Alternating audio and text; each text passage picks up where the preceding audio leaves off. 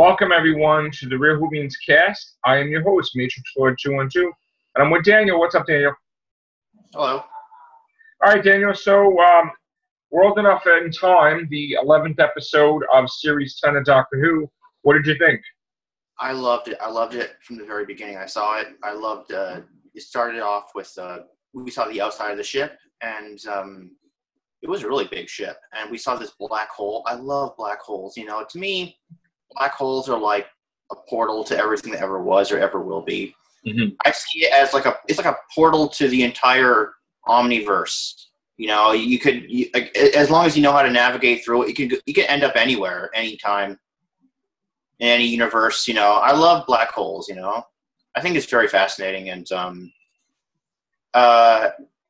I liked it how but you know, the thing is with Stephen Moffat, he doesn't like to give us dates. You know, he never gave us a date on what is this, the past, the future, like what is this? I don't even know. Yeah. He didn't give us a date. We don't know when it's set. We don't know when it's set. But you see, Russell T Davies gave us dates. He always gave us dates. Like, for example, when in Utopia, it was the year 100 trillion. Mm-hmm. And with with Stephen Moffat, we went to the end of time 2 times, but he didn't give us no dates. He never gave us anything. So I'm very technical. I want to know when it is. So that kind of irks me. And then also, I kind of liked it how Missy is a good guy now. I mean, I don't know if you're sold on this, or maybe that was pretty cool. Maybe you think that she's lying to herself or something. I mean, I thought that she's really going to turn against her younger self, the Master, and she's going to help the Doctor. But then again, we're hearing other things that she's going to turn against the Doctor. So I don't know. I like how the Bill had a nice hole in it. She had a hole in her chest. I loved it how Bill, she got shot and stuff. But I just don't get it. Yeah. I'm glad that she got healed, but not the way she got healed, because now she's a Cyberman. And the reason that the Cybermen have that little tear thing is because she cried and made that thing. So that was interesting. Yeah, and also, like, you know, so yeah, I like it how Bill is like the genesis of the Cybermen. I think it's kind of the Montasian Cybermen. Mm-hmm. I think that's kind of interesting, you know, and yeah, so. What'd you think of John Sim as this disguise? And John Sim's disguise. That was actually John Sim. I thought that was someone else pretending to be the Master. That was good. Yeah, you know, I saw like yeah. It was really good. You know, I liked it. You know, and I wanted John Sim to be a future Master, but you know, apparently it's after John Sim. It's you know. Yeah. Master. You know. No, so. I kind of liked that, and you know, he was pretty cool. I liked it, and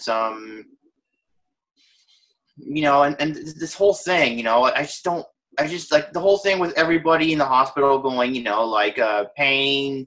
That was cool. You know? That's terrifying.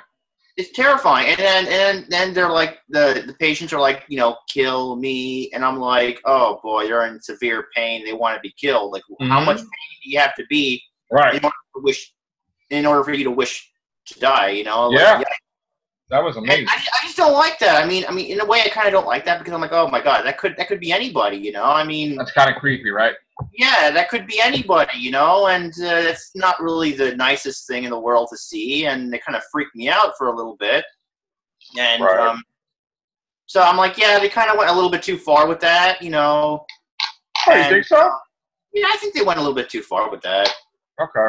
But yeah, it was really good. I just like, I think it was, yeah, because that was actually Matt Smith. That was actually John Sim the whole time. You know, like he lived with Bill for 10 years.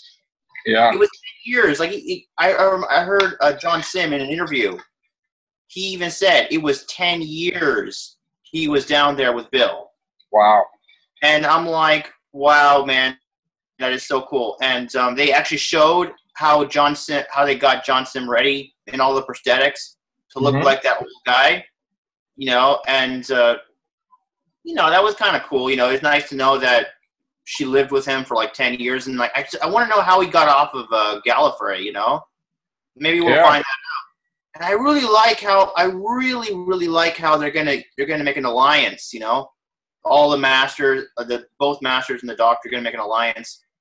And but the only thing I didn't like about the episode was when, you know, at the very beginning, when you see in the very, very, very beginning, when you see when you see what? The Doctor regenerating. That was cool. You gonna think that was cool? I don't want the Doctor to go. I mean, my God, you know, like, Jesus Christ. I mean, in my perspective, like, you know, it seems like a really short time, you know. Oh no, but he's going, man. It's like we just got him, you know. We just got him, and now he's leaving. Yeah, man. I know. I mean, oh, come on. And it's all thanks to the fangirls, you know, because the fangirls are complaining. We want a younger Doctor. We can't, like, fantasize about Capaldi. We want a younger Doctor. So it kind of forced the BBC, and the BBC fired Capaldi. Like, who gives a shit about the fangirls? I mean, back in the old days, back in old Who, did they give a shit about the fangirls? There was no fangirls. There was just, you know, there was no fangirls like that. Well, yeah, I guess you could. Yeah, I guess you could say, like, from the '60s to the '80s, there were no fangirls, and the only time fangirls came into existence was probably, like, maybe 2000 2006, 2007. You know. Yeah, well, I was gonna say late '90s, early 2000s, but yeah, I guess it's like a 2006. That's when fangirls started popping up, you know, and because there were no fangirls. But you see, the thing is, sci-fi has survived without fangirls before, and I don't understand why we have to cater to them now. Because of us catering to them, we losing Capaldi. Which I don't want to lose Capaldi. I like Capaldi. I want him around for another couple seasons, you know, and it sucks that they, on one hand, they want him to stay, and then they're like, nah, we don't want you to stay. And it's like, wow. You know, how could you, like, say that? How could you, like, you know, make it like he's welcome to stay and then he's not? That's horrible. So, like, they're calling the shots now? Whatever they say goes? I don't know, dude. I don't know what the situation is with that. Nobody really, you know. So, it's just like, okay, you know what I would do just to spite them? I would say, okay, you know what? You want Capaldi to go? That's fine. Here's a woman Doctor for you. You know, the girls can't fantasize about other girls. Well, I don't know. You know, I don't really know what to say about that, but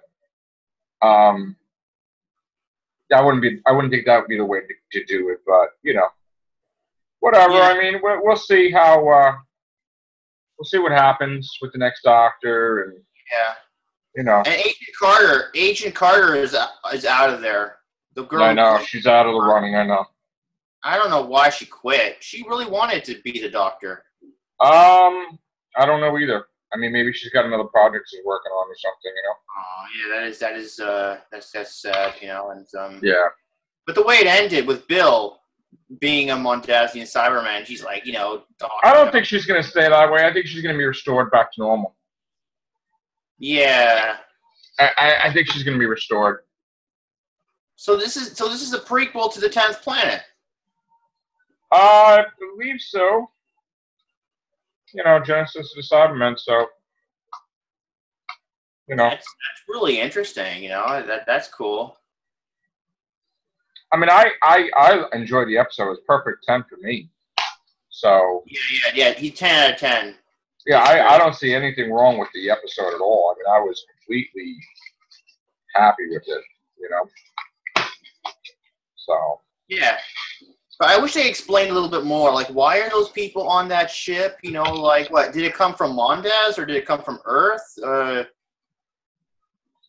Yeah, that I don't know.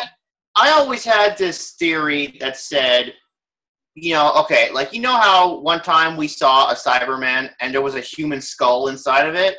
Well, right. I was thinking that maybe the Cybermen, and the Cybermen are from a twin planet of Earth called Mondas. Yeah. I always thought that maybe, you know how we know in the year 5 billion the sun expanded and the Earth was fried? I was thinking that maybe humans, they went off into the solar system and they colonized a bunch of planets, whatever that was left. you know, because I don't think everybody survived that. I think a lot of people got off, but you know, some of them couldn't, you know, didn't get it off in time.